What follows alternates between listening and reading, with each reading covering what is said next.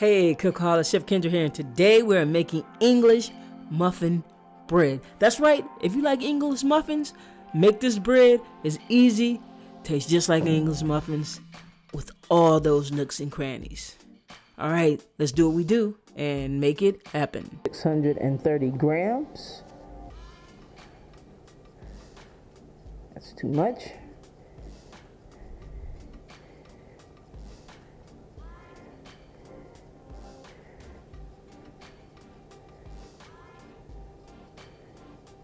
Got it. Woo! Water, butter, and a little bit of flour. We have whole milk, we have baking soda, we have yeast, honey, kosher salt, and a lot of flour. First thing we're gonna do, guys, is take our butter, get it in a pan, and these are loaf pans, and we're gonna butter both of these loaf pans really well with this knob of butter.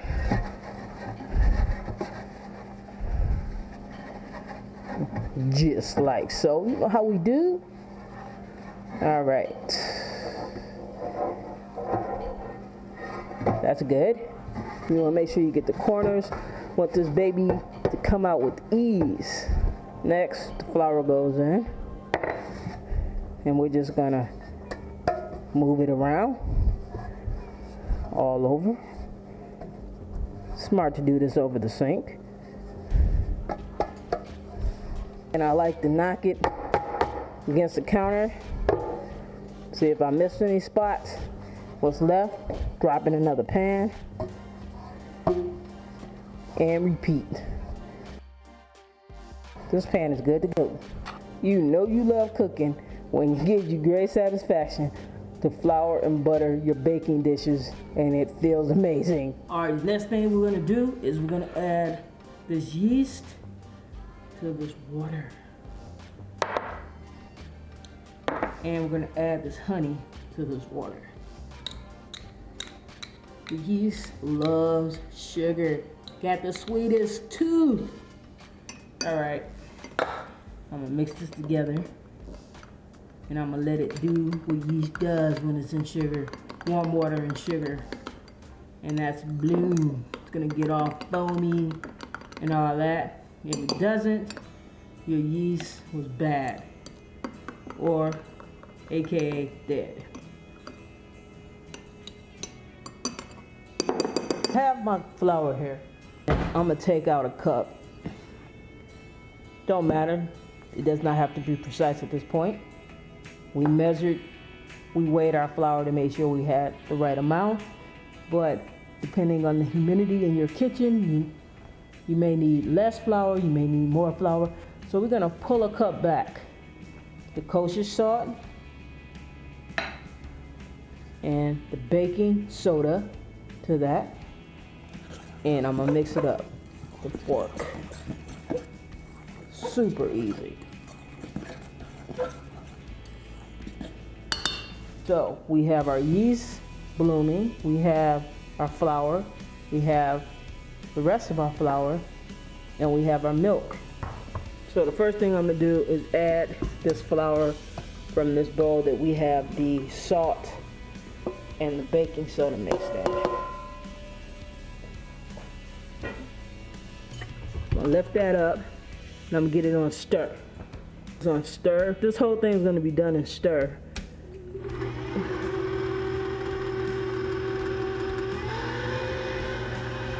Okay, now we're gonna add our yeast.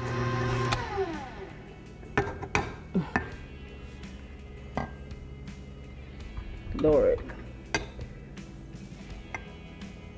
That yeast really got up there because I'm doing other things, guys. And it went bug wild. It's like, yeah, nobody watching me, I'ma grow. But take over the kitchen, take over the world. Yes, I'm weird. I'm okay with that. Now it's on stir, and I'm gonna pour in the milk.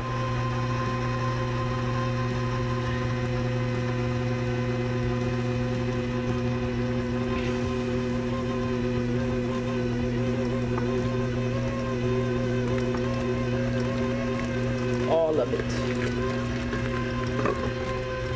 Now, the dough is too loose, so I'm gonna start adding our reserved flour.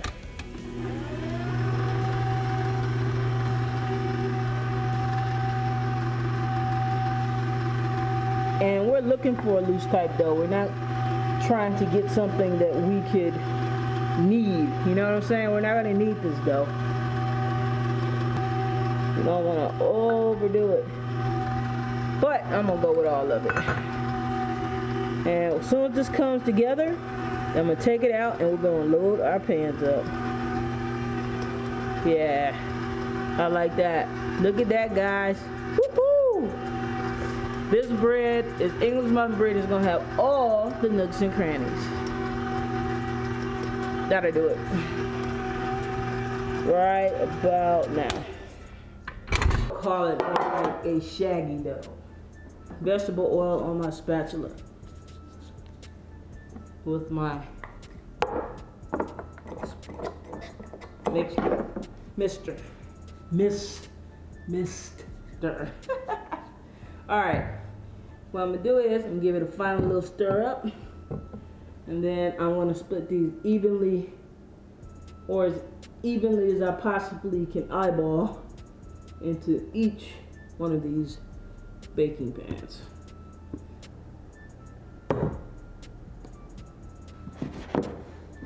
I want them to come just to the tops. Cover these guys up.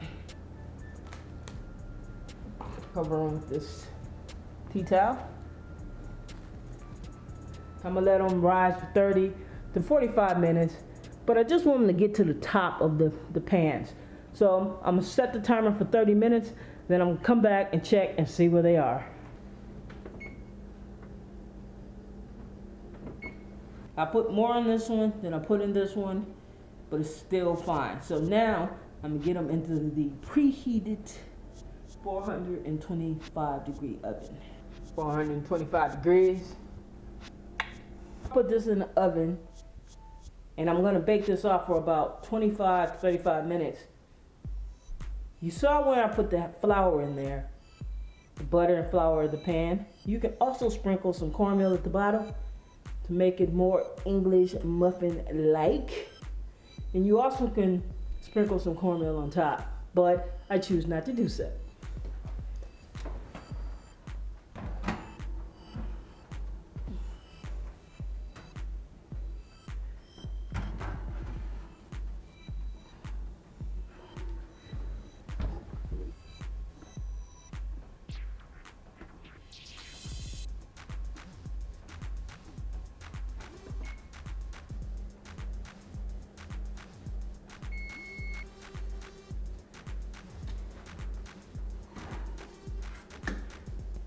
Perfect. Perfect.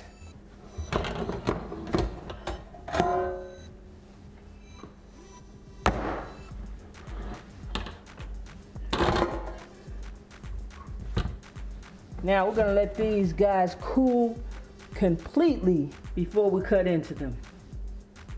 Hey guys, here's our bread. Now, before I cut this bread, I'm gonna talk about what we're gonna do with our second loaf. Wrap it in this plastic wrap. I need one more piece.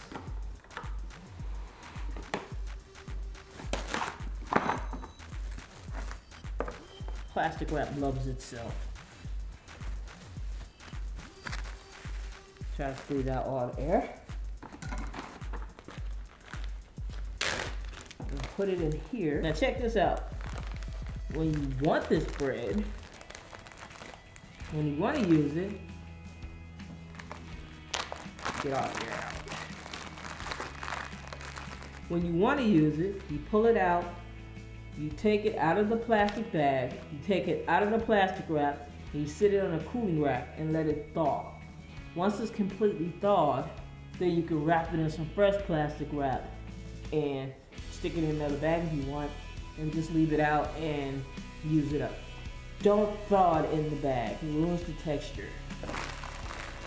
Don't thaw any bread in the bag that you've made yourself. And never put bread in the refrigerator. It ruins the texture. All right, this goes in the freezer. Now what we're gonna do with this, I'm just gonna cut it. I'm gonna cut 2 pieces. Look at that. Look at that. Now, the best way to serve this,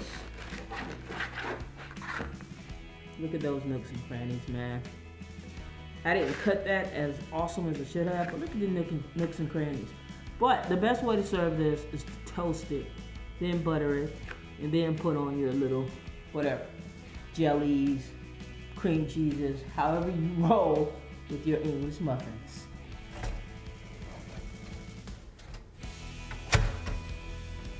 So you can see it has the characteristics of English muffins. It has the nooks, the crannies, and it's best toasted. Do not skip the toasting. All right, I have my favorite blueberry preserves, I have some butter, and I have my English muffin bread.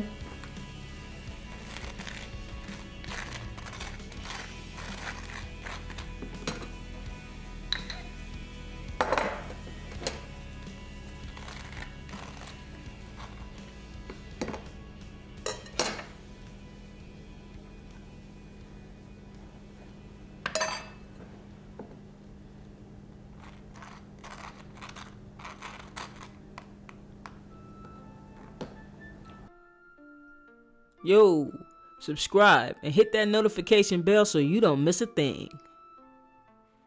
That's all for this time. I'll see you next time. Chef Kendra is out. Peace.